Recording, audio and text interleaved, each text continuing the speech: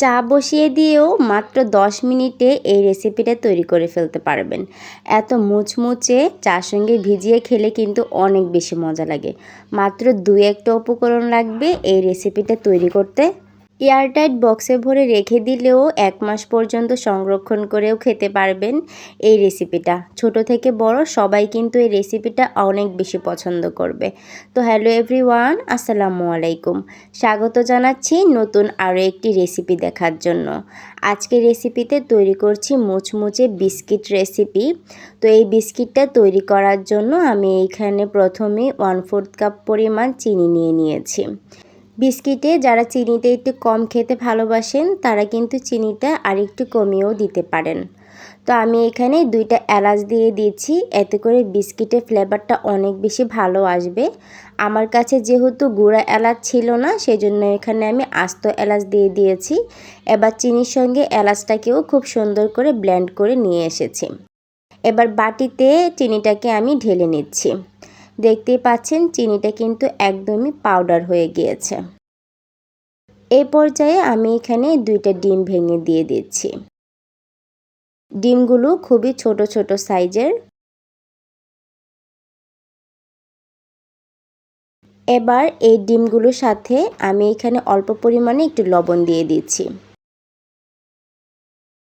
এবার ডিমগুলোকে চিনির সঙ্গে খুব ভালোভাবে মিশিয়ে নিতে হবে। চিনিটা যেহেতু পাউডার করে দেওয়া, সেজন্য কিন্তু ডিমের সঙ্গে খুব সহজেই মিশে যাবে। দেখতেই পাচ্ছেন এরকম সুন্দর করে মিশে গিয়েছে, আর ডিমটাও খুব ভালোভাবে ফেটানো হয়ে গিয়েছে। এই পর্যায়ে আমি এখানে দিয়ে দিচ্ছি 1 চা চামচ পরিমাণ কালো জিরা, আর দিয়ে দিচ্ছি 2 টেবিল চামচ পরিমাণ গুঁড়া দুধ। গুঁড়া দুধ দিলে এই বিস্কিটটা খেতে কিন্তু অনেক বেশি মজা লাগে।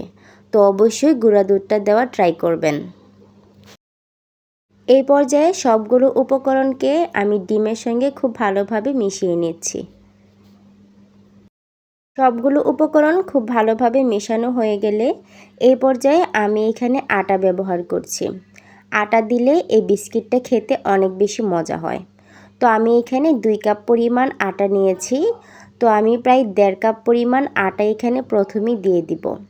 আর দিয়ে দিচ্ছি 2 টেবিল চামচ পরিমাণের মতো রান্নার সাদা তেল। আপনারা চাইলে এখানে ঘিও ব্যবহার করতে পারেন। ঘি দিলেও কিন্তু এই বিস্কিটটা খেতে অনেক বেশি মজা লাগে, আর ফ্লেভারটা অনেক বেশি ভালো লাগে। 2টা ডিমে 1.5 কাপ পরিমাণ আটা দেওয়ার পরেও এটা কিন্তু শক্ত একটা ডোর মতো তৈরি হয়নি। এই আটাটা কিন্তু অবশ্যই নির্ভর করবে ডিমের সাইজ অনুযায়ী। ডিমের সাইজ একটু ছোট হলে আটাটা একটু কম লাগবে, ডিমের সাইজটা একটু বড় হলে আটাটা একটু বেশি লাগবে। তো সেই পরিমাণ অনুযায়ী আমি এখানে 2 কাপ আটা দিয়ে আরও অর্ধেক কাপ আটা দিয়ে দিয়েছি। মানে পুরো আমার এখানে শক্ত একটা ডো তৈরি হতে 2.5 কাপ পর্যন্ত আটা লেগেছে। এই যে দেখতেই পাচ্ছেন ডোটা কিন্তু এরকম শক্ত করেই বানিয়ে নিতে হবে। ব্যাস আমার কিন্তু ডোটা একদম পারফেক্টভাবে তৈরি হয়ে গিয়েছে। এই পর্যায়ে এই ডোটাকে আমি রুটি বেলার একটা পিঁড়িতে নিয়ে নিয়েছি। এর উপরে একটু আটা ছড়িয়ে দিচ্ছি।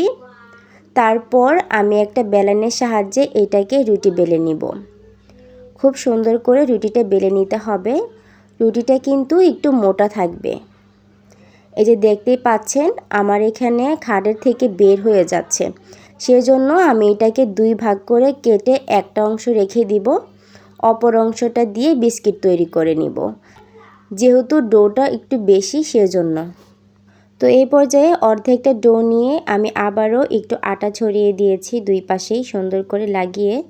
তারপর একটা বেলনের সাহায্যে রুটিটা বেলে নিচ্ছি। এই যে রুটির পুরুত্বটা আমি আপনাদেরকে দেখিয়ে দিচ্ছি।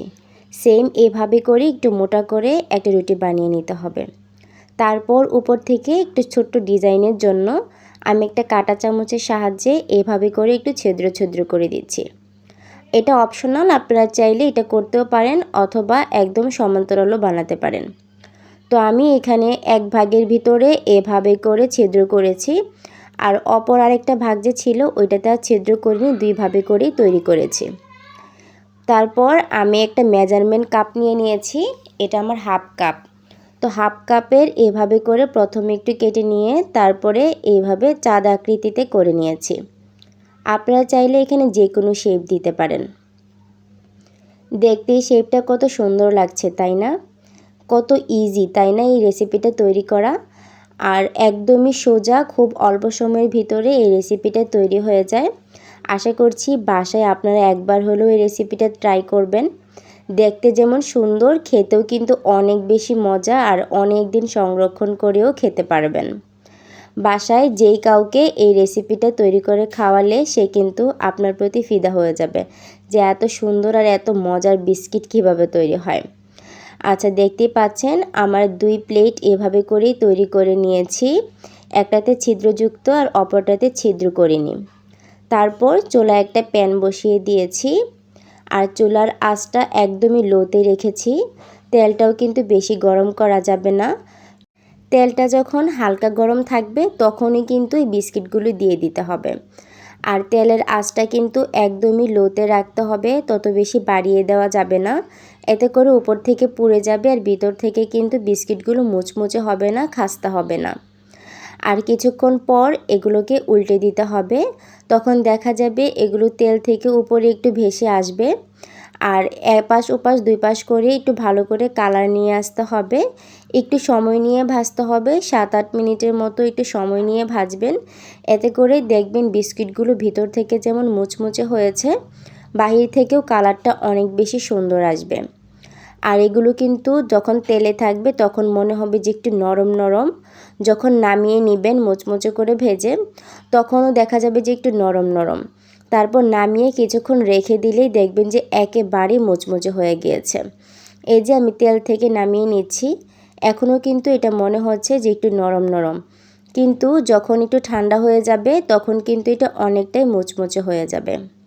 তো এইভাবে করে প্রত্যেকটা বিস্কিট আমি সুন্দর করে মুচমুচে করে ভেজে তারপর নামিয়ে নিচ্ছি।